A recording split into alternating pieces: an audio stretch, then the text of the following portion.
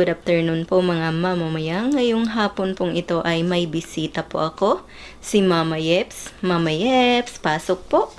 Magluluto po tayo ngayon ng sikat na putahe ng Cebuano. Ito po yung tinatawag na balbakwa. Ito na po yung mga sangkap nating gagamitin.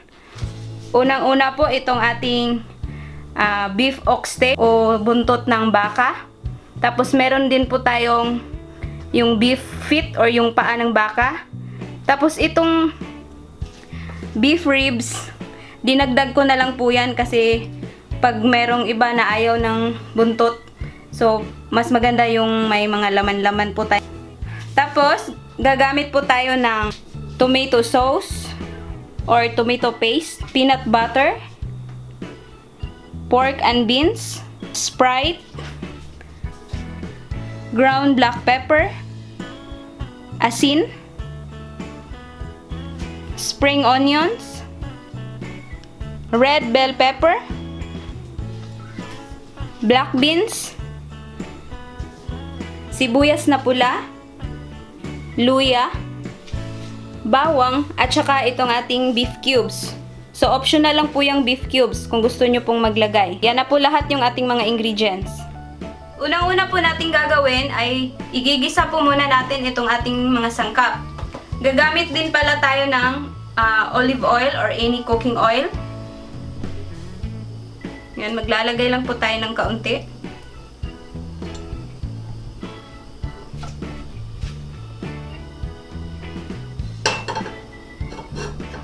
Kapag mainit na po yung ating mantika, igisa na po natin itong ating bawang.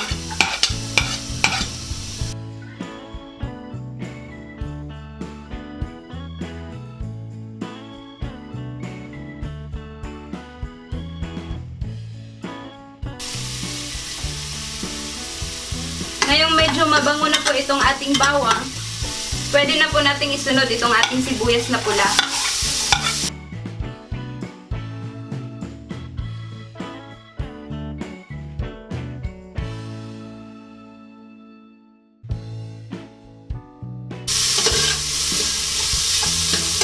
Kapag medyo nag-translucent na po yung kanyang itsura, pwede na po natin isunod itong ating luya.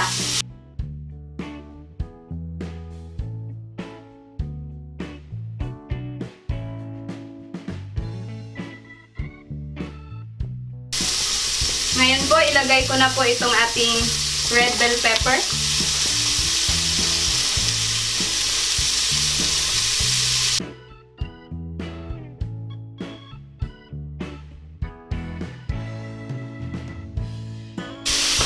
Ngayon po, isunod ko na po itong ating baka.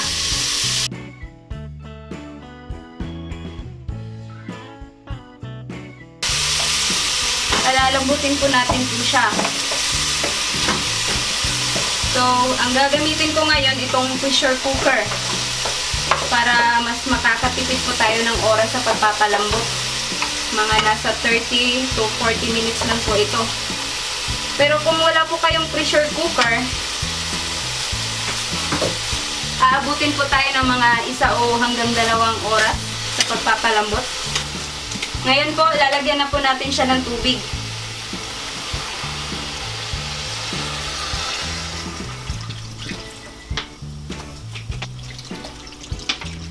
Kayo na po yung mag-a-adjust ng dami ng tubig. Depende po yan sa sabaw na gusto nyo.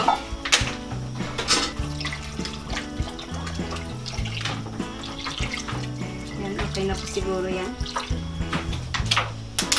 Tapos isabay ko na po itong ating beef cubes para mas malasa po yung ating karne.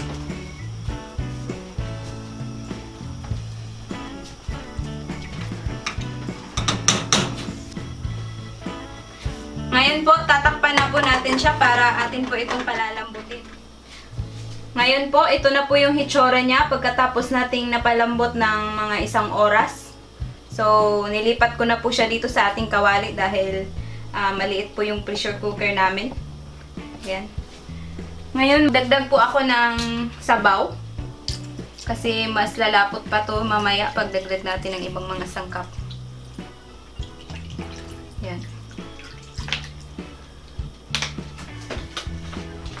Maglalagay na po ako ng ground black pepper. So, sa dami po nito, depende na po yan sa inyo. Kung gusto nyo po ng medyo maanghang-anghang, so damihan nyo po. Ito, medyo konti lang po yung ilalagay ko. Ayan. Tapos, maglagay na din po ako ng asin. Tansya-tansya lang din po ito. Kayo na po bahala.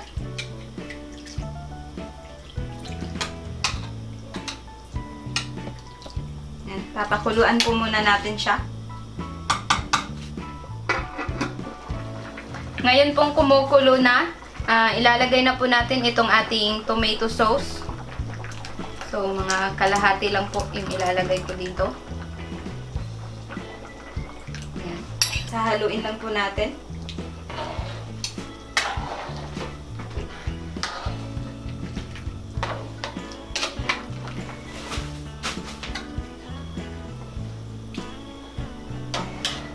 Pwede ko na rin pong isunod itong ating pork and beans. Yan, ilagay ko na po ito lahat.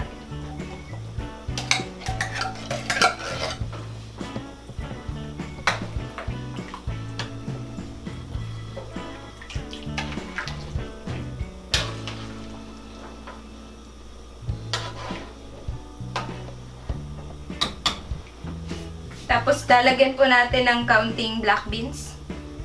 Yan.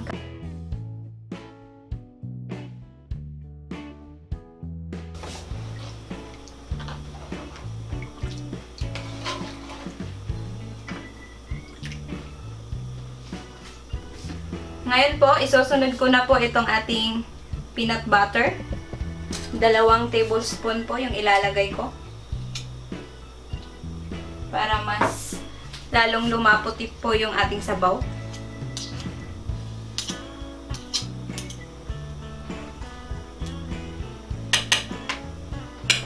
Haluin po natin para matunaw yung peanut butter.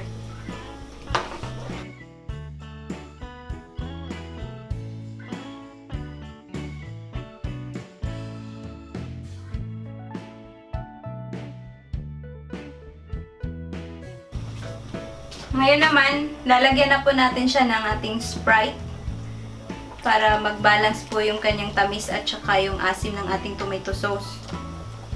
Kaunti lang po yung ilalagay ko. Kayo na po yung bahala. Tatansyahin nyo na lang po.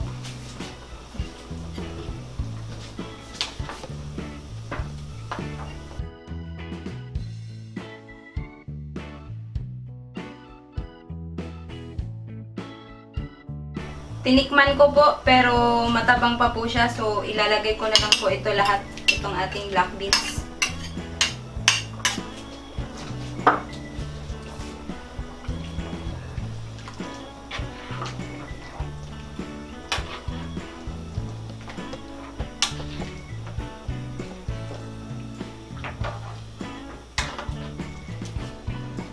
Ngayon po, ilagay ko na po itong ating spring onions.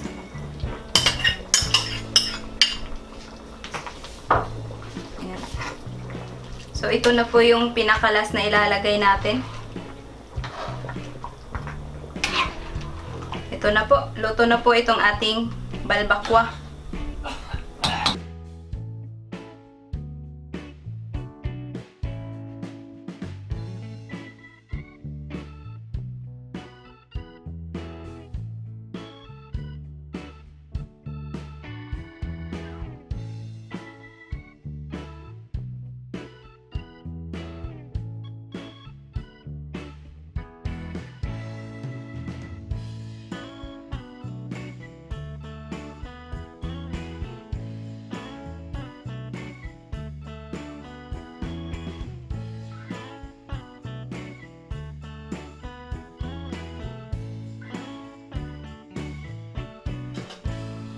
Ayan na po ang ating balbakwa, mga mamamayang na recipe po ni Mama Yeps.